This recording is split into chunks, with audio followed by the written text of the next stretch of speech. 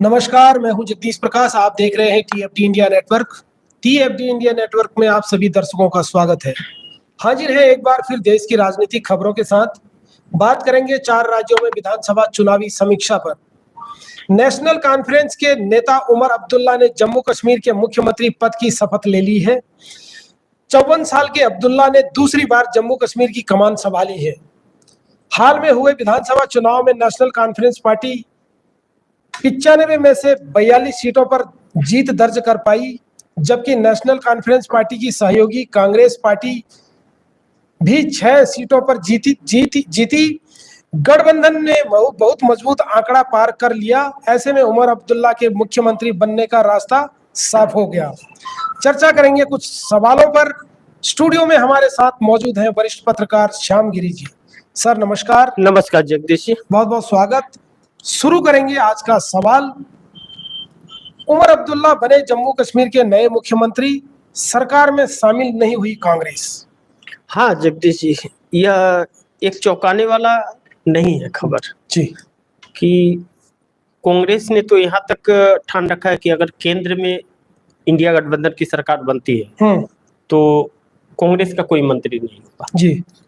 जो भी बने मुद्दे हावी रहेंगे। जो आरक्षण के मुद्दे हैं या जाति जनगणना के मुद्दे हैं जी, चाहे रोजगार के मुद्दे हैं, यह मुद्दे हावी रहेंगे। और दूसरी चीज जगदीश जी की उमर अब्दुल्ला इसके पहले भी मुख्यमंत्री थे जी। और महबूबा मुफ्ती के पहले, और अब फिर बने हैं।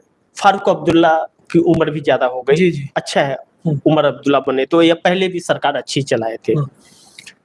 लेकिन जैसा कि मैं कई बार आपको भी और अपने दर्शकों को भी कार्यक्रम में बता चुका हूं जगदीश जी की जम्मू कश्मीर अब की हालात दिल्ली वाली हो गई है, अरविंद केजरीवाल की हालात हो गई है।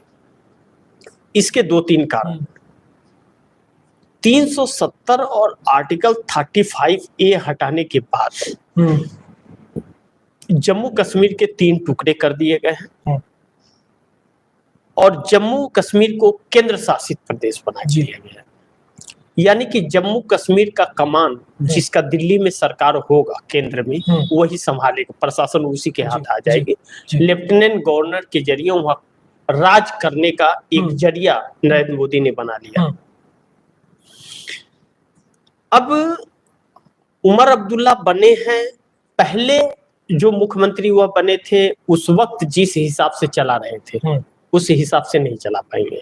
लेफ्टिनेंट गवर्नर वहां पर आरएसएस के मनोज सिन्हा है जी, जो आरएसएस के बहुत खासम खासों में से एक है।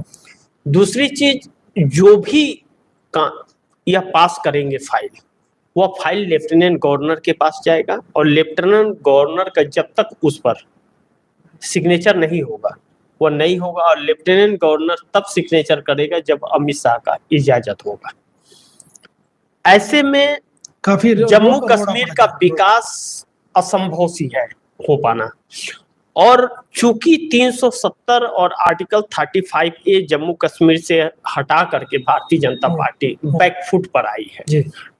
जब बैकफुट पर आई है भारतीय जनता पार्टी तो उसका भी हिसाब चुकता करेगी। वह किसी भी कीमत पर यह चाहेगी कि भाजपा की किसी भी तरह वहां सरकार बने, क्योंकि बहुत बेइज्जती हुई है। हरियाणा भले जीत गई, चाहे जैसे भी जीती तो है, यह तो स्वीकार करना पड़ेगा हर किसी को।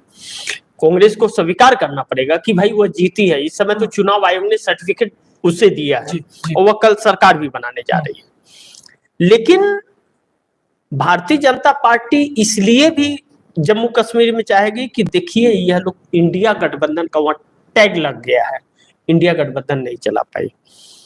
अब कांग्रेस को मिला करके जो गठबंधन एनसीपी और कांग्रेस का बना था उसमें गठबंधन को पूरा सीट आ गया, बहुमत का आंकड़ा आ गया।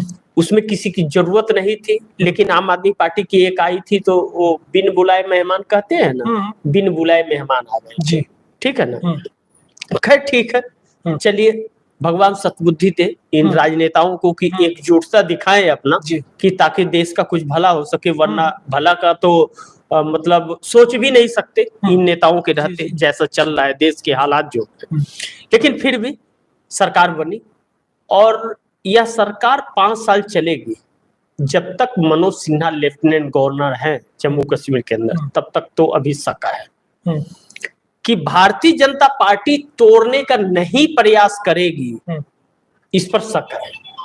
क्योंकि आप देखिए जगदीश जी, जो झारखंड के अंदर 81 सीटें हैं और झारखंड के अंदर जिस तरह से हेमंत सोरेन को जेल जाने के बाद भारतीय जनता पार्टी ने वहां तोड़ फोड़ का प्रयास किया, सफल नहीं हुआ। कई बार प्रयास किए लेकिन सफल नहीं हुआ, और सफल नहीं हुआ तो आखिरी में हेमंत सोरेन छूटे तो वह चंपई सोरेन को हटाए। उसके बाद भी अभी चुनाव के तारीखों का ऐलान होने के पहले भी प्रयास किया गया, लेकिन वह सफल नहीं हो पाया। लेकिन जम्मू कश्मीर में नहीं सफल हो पाएगा, इस पर शक है। क्यों? इसलिए भी शक है कि वह केंद्र शासित प्रदेश में हो गया है, लेफ्टिनेंट गवर्नर के अधीन हो गया है इस समय जम्मू कश्मीर। तो लेफ्टिनेंट गवर्नर अपना पावर दिखा करके भाजपा को मजबूत करने का प्रयास करेगा। इससे भी संकेत मिलता है कि जो 5 लोगों को नियुक्त लेफ्टिनेंट गवर्नर वहां मनोनीत करता है विधायकों को, चुनाव के परिणाम आने के पहले उन 5 लोगों को भारतीय जनता पार्टी में मिला लिया गया, उन्हें मनोनीत कर लिया गया, जबकि सरकार का अभी अता पता नहीं था। जो गैर कानूनी था वह कानूनन सही नहीं था। जब सरकार चुन जाती है, किसकी सरकार बनेगी, किसको बहुमत है, उसके बाद वह 5 महत्व रखते हैं कि वह किसे समर्थन देंगे तो उसकी सरकार बन जाएगी। और उसके बावजूद भी जब बहुमत के उसके बाद भी बहुमत अगर है इंडिया गठबंधन के बाद, तो उनका कोई महत्व नहीं रह जाता। तो यह चीजें दिखा रही है कि जम्मू कश्मीर में सब कुछ ठीक ठाक नहीं होने वाला है जब तक मनोज सिन्हा रहेंगे और जब तक मोदी रहेंगे। यह चीजें। नंबर 2, अब जम्मू कश्मीर इंडिया गठबंधन के लिए भी एक चैलेंज था, लेकिन जम्मू कश्मीर से जगदीश जी कांग्रेस को सीख लेनी पड़ेगी। इस चीज से इनकार नहीं किया जा सकता। जम्मू कश्मीर के अंदर घाटी हो या जम्मू हो, कांग्रेस का प्रदर्शन सही नहीं रहा। 6 सीटें आई।